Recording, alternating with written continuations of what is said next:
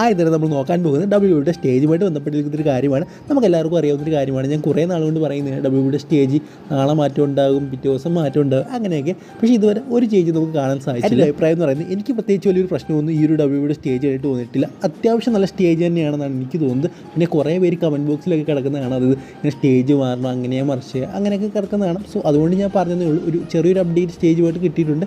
എന്തായാലും അത് നിങ്ങളിലേക്ക് പങ്കുവെക്കാമെന്ന് വെച്ചു. നമുക്കറിയാം ഫോക്സ് നെറ്റ്വർക്ക് ഡബ്ല്യുമായിട്ടുള്ള കോൺട്രാക്ട് അവസാനിപ്പിക്കാൻ പോവുകയാണ്. ഇനി എന്തായാലും അവർ റിന്യൂ ഒന്നും ചെയ്യുന്നില്ല. അതുകൊണ്ട് തന്നെ സ്മാക്ക് ഡൗൺ ഇനി മുതൽ ഫോക്സ് നെറ്റ്വർക്കിലായിരിക്കില്ല കാണാൻ സാധിക്കുന്നത്. അത് കുറച്ച് ആൾക്ക് ശേഷം സ്മാക്ക് ഡൗൺ നോക്കി ഇനി ഫോക്സ് നെറ്റ്വർക്ക് കാണാൻ സാധിക്കില്ല. പകരം USA നെറ്റ്വർക്ക് ആയിരിക്കും സംപ്രേഷണം ചെയ്യുന്നത്. ആ ഒരു സമയത്ത് റോയെ മറ്റേതെങ്കിലും നെറ്റ്വർക്ക് സംപ്രേഷണം ചെയ്യണം. അതുകൊണ്ട് തന്നെ WBD എന്ന് പറയുന്ന ഒരു നെറ്റ്വർക്കിൻ്റെ പേരൊക്കെ പറഞ്ഞു കേൾക്കുന്നുണ്ട്, അവർ വരുമെന്ന് പറഞ്ഞു കേൾക്കുന്നു. സോ ആ ഒരു സമയത്ത് അതായത് ഒരു സംപ്രേഷണ അവകാശം മാറുന്ന സമയത്ത് ഡബ്ല്യുയുടെ സ്റ്റേജിന്, അതായത് റോയുടെ സ്മാക്ക് ഡൗണിൻ്റെ ഒക്കെ സ്റ്റേജിന് മാറ്റം ഉണ്ടാകുമെന്നാണ് പറഞ്ഞു കേൾക്കുന്നത്. എന്തായാലും ഇതൊരു റൂമർ മാത്രമാണ്. അതുകൊണ്ട് തന്നെ നിങ്ങൾ ആ ഒരു രീതിയിൽ മാത്രം ഇതിനെ കണ്ടാൽ മതി. ഇനി അടുത്ത അപ്ഡേറ്റ് എന്ന് പറയുന്നത് കാരിങ് ക്രോസുമായിട്ട് ബന്ധപ്പെട്ട വലിയൊരു ന്യൂസാണ്. എന്തായാലും കാരിങ് ക്രോസിന് നല്ല രീതിയിൽ പുഷ് കൊടുക്കുന്നില്ല, അങ്ങനെയാണ് മറ്റേതാണ് മാർച്ച് ചെയ്യണമെന്നൊക്കെ നമ്മൾ കുറേ നാൾ കൊണ്ട് പറയുന്നുണ്ട്. എന്നാലും ഫൈനലി ആ ഒരു ടൈം എത്തിയിരിക്കുകയാണ്. നമ്മൾ കഴിഞ്ഞ സ്മാക്ക് ഡൗണിൽ കണ്ടതാണ് AOP അതുപോലെ തന്നെ കാരിങ് ക്രോസ് പറഞ്ഞൊരു പാക്കേജ് വീഡിയോ.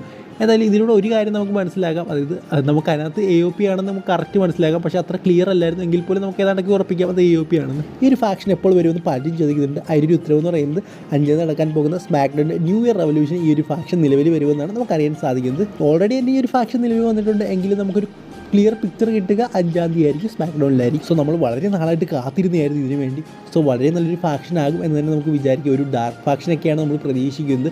അതായത് ബ്രേ വൈറ്റിൻ്റെ വിടവ് നമുക്ക് നികത്തിയേ പറ്റത്തുള്ളൂ. സോ ഇതൊരു ഡാർക്ക് ഫാക്ഷൻ ആക്കി കഴിഞ്ഞാൽ എന്തുകൊണ്ടും നല്ലതായിരിക്കും. അതുപോലെ തന്നെ ഡാർക്ക് ആ ഒരു തീമൊക്കെ ഉപയോഗിക്കാൻ പറ്റിയൊരു വ്യക്തിയാണ് കാരിങ് ക്രോസ്. സോ അദ്ദേഹം ഒരു ഡാർക്ക് ക്യാരക്ടർ അതുപോലെ തന്നെ ഈ ഒരു ഫാക്ഷനൊക്കെ വെച്ച് കഴിഞ്ഞാൽ വേറെ ലെവലായിരിക്കും. അതായത് വേറെ ലെവലിൽ ഉപയോഗിച്ച് കഴിഞ്ഞാൽ ഈ ഒരു ഫാക്ഷൻ വേറെ ലെവലായിരിക്കും. എന്തായാലും നമുക്ക് കണ്ടു തന്നെ അറിയണം. എന്നാലും നമ്മൾ സ്മാക്ക് ഡൗൺ ന്യൂ ഇയർ റെവല്യൂഷൻ്റെ കാര്യം പറഞ്ഞു. എന്തായാലും അടുത്ത അപ്ഡേറ്റ് ഈ ഒരു smack down new year revolution ഏതൊക്കെ മാച്ചുകളാണ് വരാൻ പോകുന്നതെന്ന് നമുക്ക് നോക്കാം. കുറച്ച് മാച്ചുകളൊക്കെ ഇപ്പോൾ അനൗൺസ് ചെയ്തിട്ടുണ്ട്. ഈ ഒരു ന്യൂ ഇയർ റെവല്യൂഷനിലെ വമ്പൻ മാച്ച് ഏതാണെന്ന് നമുക്ക് എല്ലാവർക്കും അറിയാം. അത് റാൻഡി ഓർട്ടൺ LA നൈറ്റ് അതുപോലെ AJ സ്റ്റൈൽസ് തമ്മിലുള്ള ട്രിപ്പിൾ ത്രെഡ് മാച്ചാണ്, റോമൻ റീഡ്സിൻ്റെ ആ ഒരു ചാമ്പ്യൻഷിപ്പിന് വേണ്ടിയുള്ള. എന്തായാലും ഇത് വേറെ ലെവലൊരു മാച്ച് തന്നെയായിരിക്കും. പിന്നെ മിയായും അതുപോലെ തന്നെ ഇയോ സ്കൈയും തമ്മിലുള്ളൊരു മാച്ചുണ്ട്. അതുപോലെ തന്നെ കെവിൻ ഓവൻസും സാൻഡോസ് എസ്കോബാറും നമ്പർ 1 കണ്ടൻഡർഷിപ്പ് മാച്ചുണ്ട്. എനിക്ക് തോന്നുന്നു ഇയോ സ്കൈ അതുപോലെ തന്നെ മിയായിമിൻ്റെ ഒരു വേൾഡ് ചാമ്പ്യൻഷിപ്പ്, അതായത് വുമൻസ് വേൾഡ് ചാമ്പ്യൻഷിപ്പ് മാച്ചാണെന്ന് തോന്നുന്നു. എന്തായാലും ഇത്രയും മാച്ച് കൺഫേം ആണ്. അതുപോലെ തന്നെ ഒരു മാച്ച് കൂടെ പറഞ്ഞു കേൾക്കുന്നത്. ആ ഒരു മാച്ച് എന്ന് പറയുന്നത് പ്രറ്റി ഡെല്ലി അതുപോലെ തന്നെ ബുച്ചും തമ്മിലുള്ള മാച്ചാണ്. സോ ഈ ഒരു മാച്ചിൽ ബുച്ചിനൊരു പാർട്ണർ വേണം, അല്ലെങ്കിൽ ആരെങ്കിലും ഒരാൾ ബുച്ചിനെ ഹെൽപ്പ് ചെയ്യാൻ വേണം. ആ ഒരു വ്യക്തിയായിട്ട് പറഞ്ഞു കേൾക്കുന്ന പേരെന്ന് പറയുന്നത് ഷേമസിൻ്റെ പേരാണ്. സോ ഷേമസ് ചിലപ്പോൾ ഇഞ്ചുറിയൊക്കെ കഴിഞ്ഞിട്ട് ഈ ഒരു സ്മാക്ക് ഡൗണിൽ റിട്ടേൺ ചെയ്യാനുള്ള സാധ്യതകളൊക്കെ വളരെയധികം കൂടുതലാണ്. പിന്നെ മറ്റൊരു പേരും കൂടി പറഞ്ഞു കേൾക്കുന്നുണ്ട്, അത് ടേലർ പേരിൻ്റെ പേരാണ്. ടേലർ പേരിൻ്റെ പേരും ഷേമസിൻ്റെ പേരും പറഞ്ഞു കേൾക്കുന്നുണ്ട്. സോ രണ്ടുപേർക്ക് സാധ്യതകളുണ്ട്. രണ്ടുപേരും വന്നാലും പ്രശ്നമില്ല, ആരെങ്കിലും ഒരാൾ വന്നാലും പ്രശ്നമില്ല. സോ രണ്ടുപേരും നല്ല സൂപ്പർ സ്റ്റാറാണ്. അദ്ദേഹം കുറേ നാൾ കൊണ്ട് നോക്കുകയാണ് ടേലർ പേര് ഡബ്ല്യുയുടെ മെയിൻ ബ്രാൻഡിലേക്ക് വരാൻ. സോ അതിൻ്റെ ഒരു അവസരം കിട്ടി നല്ലതായിരിക്കും. പിന്നെ ഷേമസ് ഇഞ്ചുറി കഴിഞ്ഞ് റിട്ടേൺ ചെയ്യാൻ വേണ്ടി നമ്മളെല്ലാവരും കാത്തിരിക്കുകയാണ്.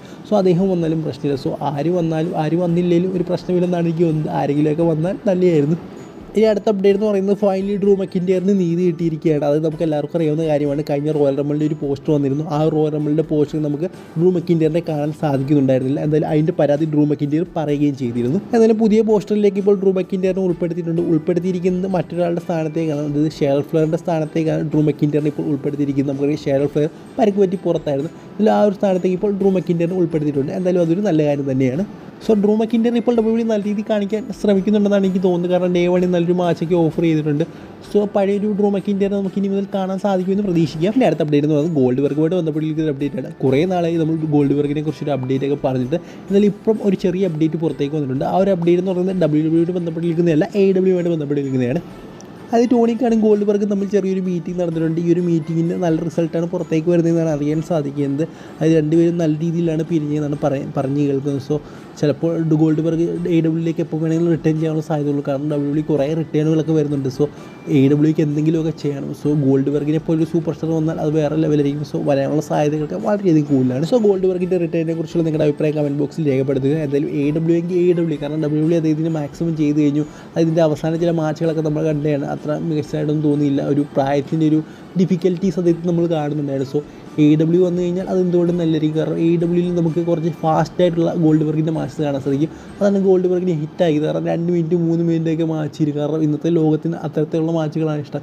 കാരണം അവർക്ക് ഒത്തിരി നീണ്ട് വലിച്ച മാച്ചുകളൊന്നും കാണാൻ സമയമില്ല. 2 മിനിറ്റ് 3 മിനിറ്റ് മാച്ചൊക്കെയാണ് അവർക്ക് ഇഷ്ടം. സോ അതുകൊണ്ടൊക്കെ തന്നെയാണ് ഗോൾഡ്ബർഗ് ഇത്രയധികം ഫാൻസായിട്ട് വളരെ കുറച്ച് സമയം കൊണ്ട്. ഇനി അടുത്ത അപ്ഡേറ്റ് എന്ന് പറയുന്നത് ന്യൂ ജപ്പാൻ പ്രോ റെസ്ലിംഗും അതുപോലെ തന്നെ WWE ആയിട്ടുള്ള ഫോർബിഡൻ ഡോർ ഇപ്പോൾ ഓപ്പൺ ചെയ്തിട്ടുണ്ടെന്നാണ് നമുക്ക് അറിയാൻ സാധിക്കുന്നത്. അതിൽ WWE NXTയിലെ ബിഗ് സൂപ്പർ, അതായത് NXT എന്നൊരു ബിഗ് സൂപ്പർ സ്റ്റാറിനെ NJPWയുടെ 1.3 എന്ന് പറയുന്ന ഒരു പേപ്പർ വ്യൂവിലേക്ക് ഇപ്പോൾ WWE വിട്ടുകൊടുക്കും എന്ന തരത്തിലാണ് റൂമറുകൾ പുറത്തേക്ക് വരുന്നത്. എന്തായാലും അതിൻ്റെ ഒരു വീഡിയോ ഒക്കെ പുറത്തേക്ക് വന്നിട്ടുണ്ട്. അതായത് അവിടുത്തെ ഒരു പ്രസിഡൻറ്റ് WWE വിളിക്കുന്നത് അങ്ങനെയുള്ള സംഭവം ഒരു വീഡിയോ പുറത്തേക്ക് വന്നിട്ടുണ്ട്. നിങ്ങൾക്ക് സോഷ്യൽ മീഡിയ നോക്കിയാൽ അത് കാണാൻ സാധിക്കും. അത് കൂടുതലായിട്ട് എക്സ്പ്ലെയിൻ ചെയ്യാൻ എനിക്കറിയില്ല. എന്തായാലും നമുക്ക് ഇതിലൂടെ ഒരു കാര്യം മനസ്സിലാക്കാം, NJPW അതുപോലെ തന്നെ WWE തമ്മിൽ എന്തോ ഒരു ഡീൽ ഇതിലൂടെ നടന്നിട്ടുണ്ട്. കൂടാതെ മറ്റൊരു കാര്യം എന്ന് പറയുന്നത് വെറുതെ WWE ഒരു NXT സൂപ്പർ സ്റ്റാറിനെ അങ്ങോട്ട് വിട്ടുകൊടുക്കില്ല.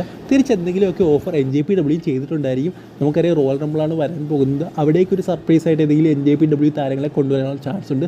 സോ വലിയൊരു ഡീലാണ് ഇപ്പോൾ NJPW അതുപോലെ തന്നെ WWE തമ്മിൽ നടന്നിട്ടുണ്ട്. എന്തായാലും അത് റൂമറൊന്നുമല്ല, ഇതൊരു ഫോൺ കാൾ പോലത്തെ ഒരു സംഭവം സോഷ്യൽ മീഡിയയിലേക്ക് അവൈലബിൾ ആണ്. അതായത് NJPWയുടെ പ്രസിഡന്റിനെ WWE കോൾ ചെയ്യുന്നൊരു സംഭവം. സോ നിങ്ങൾക്ക് അതിനകത്ത് നോക്കി കഴിഞ്ഞാൽ മനസ്സിലാക്കാൻ സാധിക്കും. സോ ഈ ഒരു വീഡിയോ ഇത്രയുള്ളൂ. നിങ്ങൾക്ക് ഇഷ്ടപ്പെടുന്നതായിരിക്കും. കൂടെ നമ്മൾ മറ്റൊരു സ്പെഷ്യൽ വീഡിയോ ചെയ്തിട്ടുണ്ട്. 2023 മരണപ്പെട്ട WWE സൂപ്പർ സ്റ്റാർസ് അല്ലെങ്കിൽ റെസ്ലിംഗ് താരങ്ങൾ ആരൊക്കെയെന്ന് പറഞ്ഞുകൊണ്ട് ഒരു വീഡിയോ ചെയ്തിട്ടുണ്ട്. അതെല്ലാവരും മാക്സിമം പോയി കാണുക, സപ്പോർട്ട് ചെയ്യുക, ലൈക്ക് ചെയ്യുക, അത്രേ ഉള്ളൂ. സോ ഈ ഒരു വീഡിയോ ഇത്രയുള്ളൂ. നിങ്ങൾക്ക് ഇഷ്ടപ്പെടുന്ന വീഡിയോ ഇഷ്ടപ്പെടുന്ന തീർച്ചയായും ലൈക്ക് സബ്സ്ക്രൈബ് ചെയ്യുക. അടുത്ത വീഡിയോ കാണുന്നവരെ ഗുഡ് ബൈ.